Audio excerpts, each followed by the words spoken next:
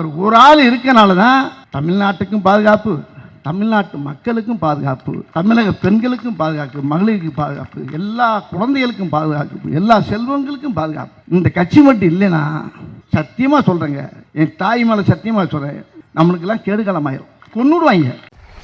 காலையில் எந்திரிச்சு நியூஸை பார்த்தா தூத்துக்குடியில் 12வது படிக்கிற பொண்ணை கெடுத்து கண்டந்தண்டமாக வெட்டி கொண்டிருக்கானுங்க. சென்னையில் திருச்சியிலேருந்து சென்னைக்கு போன கல்லூரி மாணவியை காரில் கடத்திட்டு போய் கெடுத்து வச்சிருக்கானுங்க. இங்கே செங்கல்பட்டுல 12 வயசு குழந்தைய கெடுத்து வச்சிருக்கானுங்க. கிருஷ்ணகிரியில் 2.5 வயசு குழந்தைய திமுக காரன் ஒருத்தன் கெடுத்து கொண்டிருக்கான். அதே கிருஷ்ணகிரியில 75 வயசு பெரியவரை கொன்னுட்டு 70 வயசு கிழவியை கற்பழிச்சிருக்கான். என்னடா நடக்குது தமிழ்நாட்டில்?